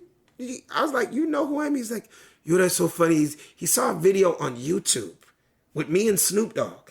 And he actually knew me. I was like, this is crazy. I looked at my wife. I was like, they know Alex Thomas over here in Palestine. That's some cool ass shit. Take the picture with him. And he just said, just so you know, it might not be safe for you to wear that on the other side. I was like, baby, take that shit off. Legend, give me your hat. Halo, give me your hat. Mama, give me your hat. Man, when I tell you I took that shit off so fast, and then it finally hit me, this shit is really like Crips and Bloods. It's totally, it's the original Crips and Bloods. I didn't realize that. I was like, oh, this is not a fucking joke. This is really serious. You can't wear red in this color. You can't wear, you might not want to, like you don't wear the what do you call it? The yarmulke on this side. You don't wear the kufi on that side. And that's when it just settled in. Oh, this shit is still, from what I'm hearing and from my experience, it's not as bad as it used to be, but there's still tension. Shit was real tense. And it's interesting, the observation I had there is there's people wearing these religious outfits and hats. Mm-hmm. They've been wearing for hundreds of years. Yeah. So their fashion decisions were made for them by somebody else hundreds of years ago. Exactly. I thought it was cool every night you pulled out on stage, you had this yarmulke, and you bought different matching ones so you would be coordinated with your outfit every night. And the fucking place, they loved that. Can I cuss on this? Yes, of course you can. It's still the nigga in me. I'm sorry. I'm still a black man. I still got to coordinate. Not only did that become one of my jokes, that is now something organic that really happened in Jerusalem, and now I've taken it all over the world with me. From being there, that joke. So long story, you want me to tell it real quick? Yeah, go ahead. So long story short, I'm just shopping like any tourist, buying souvenirs. Next thing I know, I had 6 or 7 yarmulkes. And I'm like, this motherfuckers match my Jordans. They match the blue Gators. I'm like, okay, I'm going to get this color. Right? So I went on stage one night. I'm like, I got an idea. I'm going to go on stage in Tel Aviv and I'm going to say, hey guys, I went shopping today, blah, blah, blah, blah, blah. And I said, basically, I bought a whole lot of little accessories. And then remember, I put it on. And the crowd went crazy when I put it on. I said, be honest, do I look fat in this yarmulke? I said, do I look cool? And I was like, does it match my Jordans? Right? And it just took on it kind of took on a life of its own. So now when I'm in America, whenever I either perform in front of Jews or like all white crowds, I'll pull that a whole joke, but I actually twisted the joke just to let you know the new joke. The new joke is I just went on Ancestry.com. And I found out, and this is true, I found out that I am 2% Jewish. So whenever I go in front of an audience, I go, are there any Jews in the house? And there's always going to be somebody, oh, cool. So I have a quick question. Now that I'm 2% Jewish, does that qualify me to be able to wear a yarmulke? And they're always going to go, yeah, all right, cool, because I bought 6 of those motherfuckers. And when I put a yarmulke on a bald head, they fucking die laugh because they're wondering, how the fuck are you keeping that on? And that's the coolest shit in the world. I say, yeah, I got the coordinate. I got them for every outfit. Kills. So, it kind of breaks the ice of the room. So you're still pulling them out on stage? Still pull them out on stage. Wow. Because I got about 7 or 8 of them. And you remember they had Donald Trump, they had Trump yarmulkes. Man, they of course. Every American sports team. Sports team. I just got different ones, different colors. So when I do those rooms, it's crazy. I'm actually pulling it out for the first time in like 3 or 4 months. Tomorrow night. Tomorrow night, I'm doing a show with Chris Spencer at his country club, Spanish Hills Country Club. In Thousand Oaks. It's gonna be an all-white Jewish crowd. I'm pulling that bitch out tomorrow night. Fantastic. And do a couple of, funny Jerusalem jokes. People take that shit so seriously. There's a comedian I met at the Edinburgh Festival. Mm-hmm. He's a Jewish Orthodox guy. He's been on my podcast. Yisrael Campbell. That's pretty Jewish. He invited my mother and I to their house for the Shabbat dinner. Oh, okay. And he had told me that a friend of his had given him, I was saying, I was asking him, you see these Jewish guys with these big round fur hats. I go, they're the most pimp hats in the world. Those are the coolest hats on the planet. I go, what does that mean? And he was, and he told me, he goes, oh, it's funny you mentioned that because a friend of mine just gave me one that he had.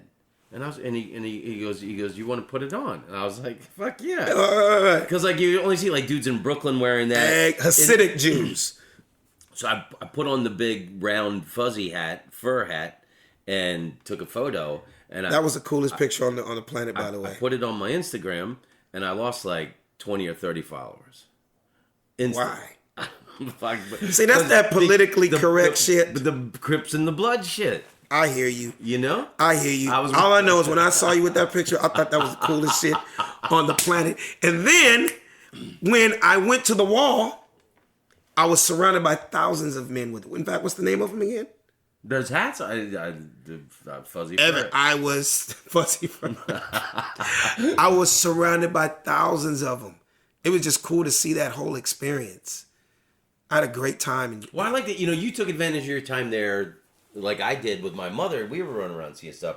You went to the River Jordan? Oh, of course, we did it all. When I tell you, we did it all. We utilized our love. And what was crazy, remember in our case, if you can remember correctly, we had already spent 4 days in London.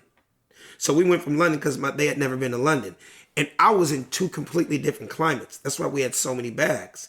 Remember, Jerusalem almost felt like summer. Springish. But remember, we were there a week before Christmas. Yeah. But London was freezing. It felt like being in Brooklyn in New York, you know, at Christmas. So it was a weird, we saw both worlds. It was interesting too, like Jerusalem is not a Christmassy city. It's not. In the Christian quarter, we saw some Santa Claus decorations. Yeah. You didn't see nothing for Jesus and at all. It's kind of different, huh? Yeah, it's interesting that Jerusalem is the least Christmassy place. And not only top of that, think about it. I went to Bethlehem, and that's damn near the week of Christmas. Yeah. But when I tell you, Bethlehem looked like the projects, bro. It looked, I swear, I'm not even trying to sound crazy. It looked like a war had just happened a week ago. Do you remember that there was like, you mentioned going into prison. There was the tour we did. These are the dates we did. One of them. Oh, you remember the names? Rana. I looked it up. Modine. Bet Shemesh. Gush Etzion. I think that one might have been the one where it was almost like going to like a military base. And that was the one and only night that our driver wore a pistol on his hip. I don't know if you remember. I don't ever remember that. Because I was sitting in the front and you were sitting in the back. I didn't remember that. And I asked him, he goes, yeah, this is the... Which one was that? I think that was the Gush Etzion. That's crazy. I didn't know that. The fucking guy wore his sidearm. Well, that's good to know we were protected on that because I did not know that. That was the only gig on the tour. I did not know that. Yeah. But hey, it's like going to Africa and try to go on a safari and not have an armed guy just in case a fucking rhino comes up to you. Or, you know what I mean? That's part of, like, you go to Jamaica. You either better stay on that resort, or if you're walking around the city, you need an armed security or somebody because, yeah, you're here for fun and you're here to work or you're here to enjoy. Still... crazy people in certain places, you know what I mean? Yeah. So that was good to know. I didn't know that. What are some of your other standout memories from that trip? Man, the memorable. What I loved was the love that I got from the people. That stood out, and I'm so happy that I got video to show it because I'll never forget asking. How the hell am I gonna forget his name? Avi, right? Yeah. I was like, how did they respond to black people out there? And he goes, Alex, let me tell you something. whatever it was, 12 years. In 12 years of doing that show, they maybe only had 3 or 4 black comics over the years. He goes, but when you guys show up, for the fact that you show up, they love you. Yeah.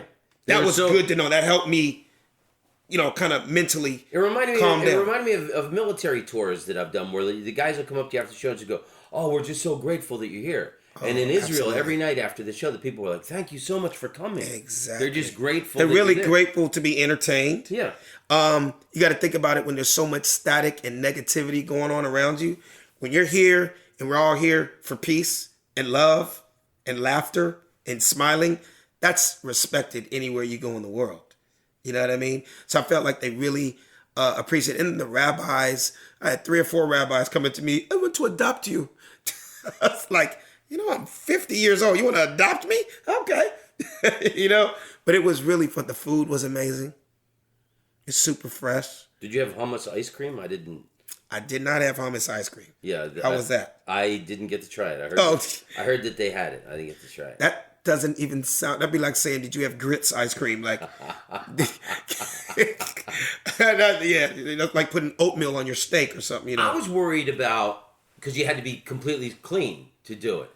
And then another- the first night, I ran 15 minutes over, because I was like, so I had worked on my notes, and I was going to do this set, and I'm going to end with this story about almost drowning in Thailand. And I got off, and I realized, oh man, shit, I can do 20 minutes clean, no problem. No, you killed it, man. That was my first time meeting you. You were hilarious. You're cool as fuck. You're laid back. I love that. And I'd never seen you before, so I didn't know clean versus dirty. You were just hilarious. My case, that was another one of my super triumphant moments. So when he said 20 minutes, clean. I'm not a filthy, nasty I'm not comic. either. I don't offend people. That's not my style. Yeah. But if you saw me at the Laugh Factory one night and you came up to me and said, "Oh man, that shit about da da da da da," hilarious, I knew I couldn't do that. Number one, it's cussing. But say I didn't even cuss, that subject matter wouldn't have even worked here. So to me, to be an African American young black man out there telling jokes, to have anything to say that they could either relate to or laugh, and on top of that be clean, that was super monumental, because it kind of made me go, I can literally go anywhere in the world and make people laugh. It's a great feeling. It's a great feeling when I'm looking in the front row and I see a 75-year-old rabbi dying laughing. What would my black ass have to say to him that can make him laugh? I must have did something right. You know what I mean? So it was a personal accomplishment. I'm like, of course, inside, I'm like, God, there's an hour of jokes I really wish I could do. Yeah.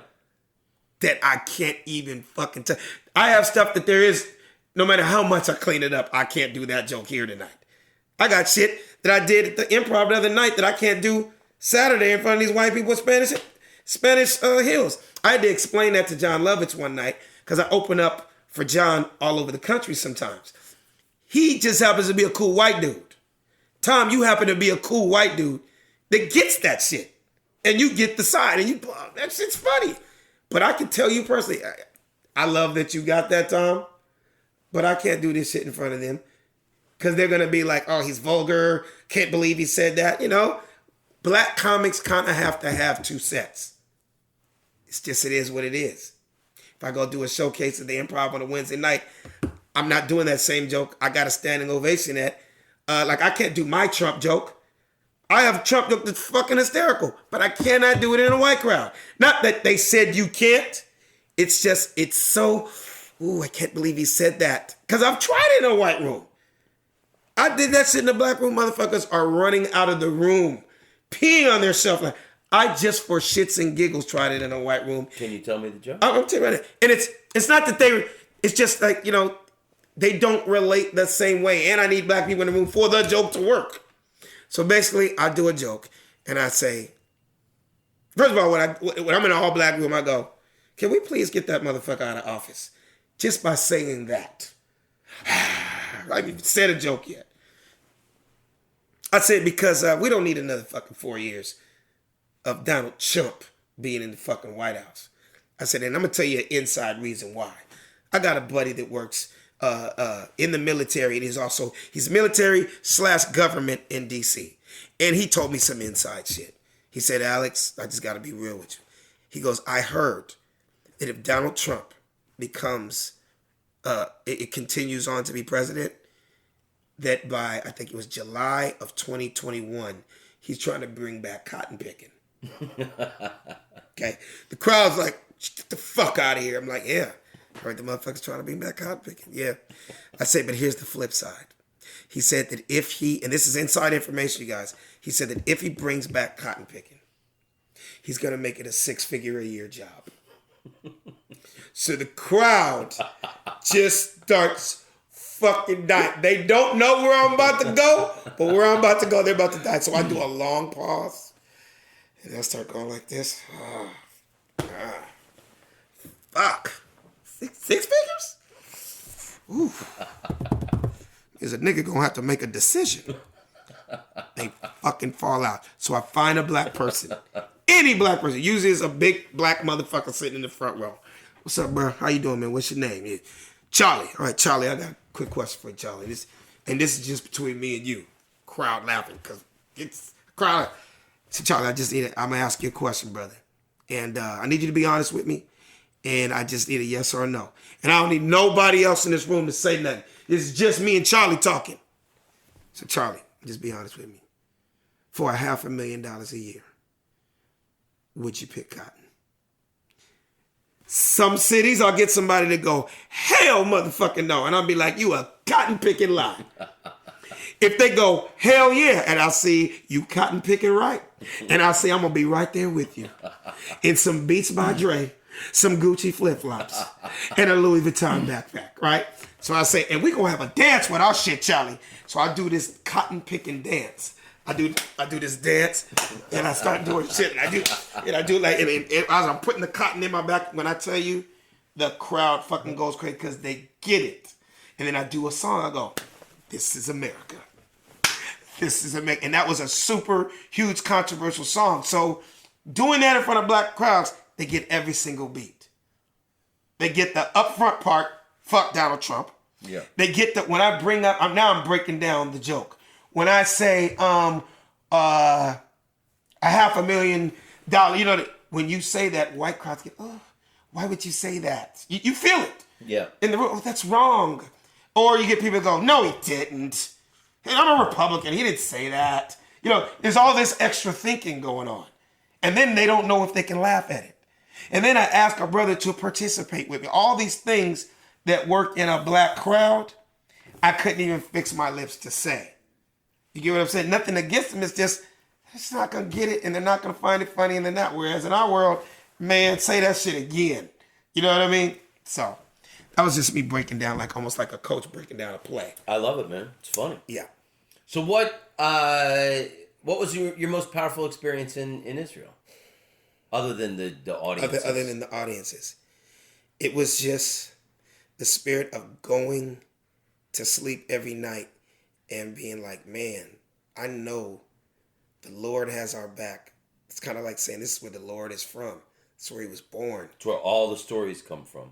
All the stories. All of them. David and all Goliath. The history. David and everything. Goliath. Everything. I mean, you can break down every story in the Bible. It's crazy. You know, another big part was when we stayed in Tel Aviv. Yeah. So it was like a 30-minute drive to Jerusalem. Was it 45 minutes? Something like that. And then we stayed in Jerusalem at the end. And then we stayed in Jerusalem. And one of the crazy stories was one of our tour guides was saying, he goes, you're in Tel Aviv and I think he said something like, Tel Aviv is 105 years old.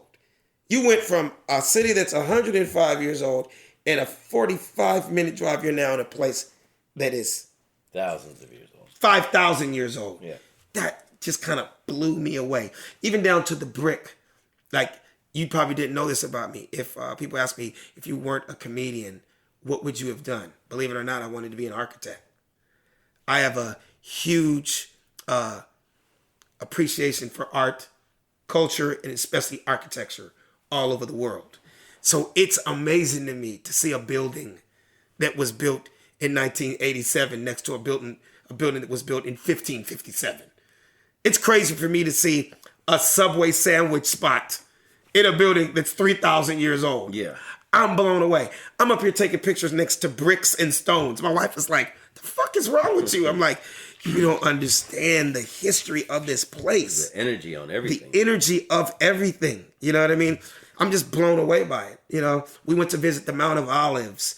I went there with my mom. Yeah. Yeah, and then at the top is where Jesus ascended to heaven. Exactly. And it's like really, they could make a better little thing up there. I know. That was a total ripoff. Exactly. And then where Muhammad ascended to heaven is the Dome of the Rock. Exactly. That's the most controversial place on earth. Exactly. And it's kind of, when you go visit these places, all this history goes into your head while you're sitting there and trying to process, dude, I'm standing on it right now.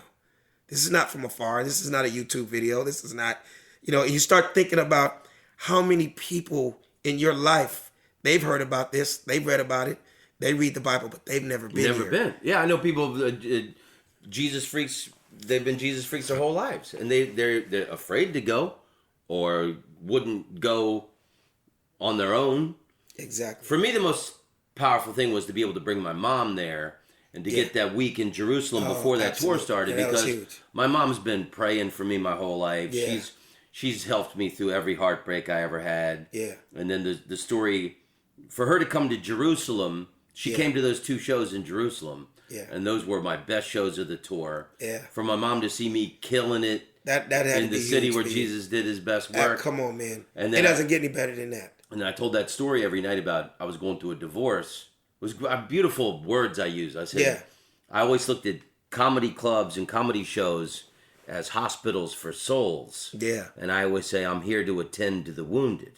But tonight, I'm the wounded one, and you're tending to me. I don't want to bring everybody down, but I'm going through a divorce now. Yeah. And I told the story about bringing the picture, bringing my mother there. Yeah. And that we were in Tel Aviv. We'd walk along the Mediterranean Sea every day, and I'm talking to her about my divorce and how I was feeling, and that when I was 16 years old, my high school sweetheart dumped me. And my mother and I had to walk around Lake Charm in Oviedo, Florida, hundreds of times before I even started to feel a little bit better. Oh, wow. And now here I am 35 years later, reliving that exact same moment with my mother in Tel Aviv, walking along the Mediterranean Sea. Yeah. And it dawned on me at that moment, I think my mother is the love of my life. Absolutely. And I said that on stage in Jerusalem, and every night on that tour, and in Jerusalem, they all went, oh. Yeah, no, it was a great story. Speaking of you, your voice is amazing. I know that may sound... Help me get into... Your voice is... Like, I'm listening to your voice. It makes me want to have a warm cup of coffee and watch a famous movie. I just... Can you help me get in voice? No. How? I can't... I don't know how to get into it. My manager... All these years. These years, no. Dude, You've done a voice on Family Guy. I've been on Family Guy 10 years. I was on King of the Hill for years. Now my newest animated series right now, we're #1 on Netflix. It's called Motown Magic. It's the whole history of Motown. Smokey Robinson's executive producer. I love Smokey. We did 52 episodes. I mean, I know you're grown, yeah, but you love Motown. Love Motown. Every single episode, all 52 episodes, is a different famous Motown song. Wow. So, Heard It to the Grapevine. That's an episode. Jimmy Mack, who is my character. And it tells the story about the song. Jimmy Mack. So I'm a red 1965 Cadillac. I'm like the Uber of Detroit in the 60s. I take the kids all over Detroit and all over town. I'm in every single episode. And it was a blessing, man. So I stumbled across, just so you know. Can you help me get into voice? I stumbled across it. People ask me all the time, I'm like, I couldn't tell you the first thing how to get into voiceover shit. All I know is I was with an agency for 10 damn years, and they sent me out all of a sudden on a voiceover gig, and I got it. I was like, y'all have a voiceover department? Yeah. So I've been here 10 years, and you never sent me out on one, and the one I get, that's my first time. I was pissed off. I'm no longer with them, but that's how it happened for me. I'm like, okay. And then it just, Seth MacFarlane loved me. Saw me at the Laugh Factory one night. He's like, I got some great ideas. And he's always, shout out to Seth, because he kept me on there. It was 10 years now. All-time classic American comedy show. Yeah. I mean, so they did like over 300 episodes. Family Guy probably been on 70. Wow. I'm not on every one. I'm recurring. But the biggest characters like the Black Dolphins and stuff, like people that know the show know that. But yeah, I stumbled across voiceovers. You got a great voice. People always tell me, you got a great voice, you should do voiceover work, but I just figured you did that huge, dude. Your voice is so, like, I just hear, you can sell anything from toothpicks to hamburgers. Like, your voice is just like, this summer. So. Alex, I'm so happy to have you in my home. Your home is really amazing. And, we did this once-in-a-lifetime trip together. Oh, yeah. That's something we'll always be able to talk about and have Bonded in common. For life. Absolutely, man. In closing, do you have any words of wisdom or advice that you'd like to give to the people of the earth? Always laugh. Always smile. It's therapeutic. Like my grandmother always said, always, never hold in a laugh, because it will turn into a fart. So let that shit out, man. People, it's always been cool. A challenge of mine whenever I've been on stages worldwide. As comics, we're like psychologists. We're like quarterbacks. We can read the defense. We can stand up in front of a room and I can tell who's having fun and who's just probably going through some shit. You know, we don't know what it is when we step up on a stage. Every night is different. It's 1,000 different stories in this room. Everybody's going through some shit. We all have a story. But I love singling out the people that look like they are trying their hardest not to laugh. I'm like, oh, I'm going to get in your funny bones so deep. You know what I mean? You're going to want to kiss me when I finish on stage. So it's a gift, man. I love when I've had people come up to me. Just recently, somebody came up to me and is like, I bought these tickets. A lady in Memphis sold out a show out there. Lady comes up to me. She goes, I never followed you, but you were my son's favorite comedian. I was like, oh, wow. He goes, he was just murdered like three weeks ago. And he had already bought the tickets to the show. Oh, shit. So I came in place of my son. You were one of his favorites. And I just want you to know that I have not laughed or smiled since the funeral. And these tears in my eyes are not only tears of joy, but it's just like he would have loved this. And I know he's looking down laughing at this. And I'm the last person that would come to a comedy club. But for me to see you, you made my day. And I just want to say thank you.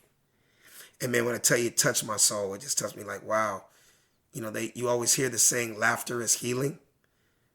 If that wasn't proof of it, I don't know what is. I'm not a doctor. I'm not the Lord. I never thought I could heal somebody, but obviously she just said, I have not laughed in 2 weeks since the funeral. This is the first time. You were really funny and I appreciate it. I just wanted you to know that. It was not a dry eye. Moments like that make your whole career and all your struggles worth it. Absolutely. It makes you go, so maybe God put me on this earth for some reason. You know what I mean? So. To help me get voiceover work. Man, you need to do that, man. Jesus Christ, hey, your voice listen, is amazing. if I ever start a miniature golf tournament. Come on, man. I got to be there. But now the most exciting part of this podcast is we get to see if your car has been towed or not. Oh, my God. Please don't tell me it is. I'm going to go down there right now. So you parked in a handicap spot because you got your mother-in-law's handicap sticker. My mother-in-law's... I'm going to tell you the whole damn story. And you tell me the story in the lobby. No. And you're like, I'm cool. I got my mother-in-law's handicap thing. I'm parked in the handicap. He just put me on the spot, so I got to say it, and we'll leave on this. And there's a woman in a wheelchair sitting right there. A woman in a wheelchair hears me tell him the story, and I'm like, oh, my God. You go, I'm good. I know she's thinking, we'll see how good you are. Yeah, right, I know. No, what's crazy is, rest in peace, my mother-in-law's mom recently died, and she left. She had 3 cars. So she had a handicap sticker for each one. So we have 3 cars. I got the Range Rover, my wife has the Porsche, and my mother-in-law has the Suburban. So we have 3 handicap stickers. So we just keep them in all the cars. So if something comes up and I can't find parking, boom, I just get out with a little limp. And God knows my ambitions. You know, I hope I don't go to hell for that. But yeah, man, I even take it on the road with me sometimes. That's beautiful. I'll be in Detroit, I'll be in Philly, and there ain't no parking, and I got to rent a car. I can pull right up to the stage. That's beautiful. But I appreciate you having me, Alex, man. I love you, my brother. I want to let everybody know that's watching right now, if they're listening, and I know they are worldwide, you can check me out on my Instagram at Funnyman Alex Thomas. I have my own radio show. You post funny shit on there too. It's not just golf pictures. Like, that dude humping the motorcycle yesterday. What the fuck was that, dude? It's if you follow me on Instagram, you're just kind of like eyes to my soul. What I see is funny. What I think is funny in my life. I'm a dad. I love my wife. I love my kids. I love dressing. I love a nice cigar. I love seeing the world, and I love this thing called comedy. You know what I mean? So check it out at Funnyman Alex Thomas, and also my radio show that comes on every week. It's called The Funny Don't Stop Show. And people ask, what is your radio show about? I mean, we find the funny in everything. So it's at The Funny Don't Stop Show, and that's also going to be the name of my next 1-hour special, The Funny Don't Stop, because it don't stop. Beautiful. Long as I've known you, you ain't ever stopped being funny. That's right. I'm not going to stop being funny. It don't stop, Tom. Long may you run, Alex. Thank you for having me. Long may you run, my brother. Let's go make sure my car's not towed. Let's do it. Tom Rhodes, you're a funny man. Tom Rhodes, you're an international comedian. Tom Rhodes, correct. body kick, baby, oh yeah. Tom Rhodes, you're a groovy dude. You go all around the world, telling jokes to all of the people. You are an international comedian. You're funny to everybody in every single country in the world. Tom Rhodes, I like you very much. I think you're talented and very wonderful. Tom Rhodes, you're the best guy in the world. I wanna be your friend, you should call me sometime. Here is my phone number, 603-644-0048. Yeah, yeah, yeah. Tom Rhodes, you're an international comedic sensation. Tom Rhodes, I like to listen to your podcast. Tom Rhodes, you're the best man to ever walk on the earth.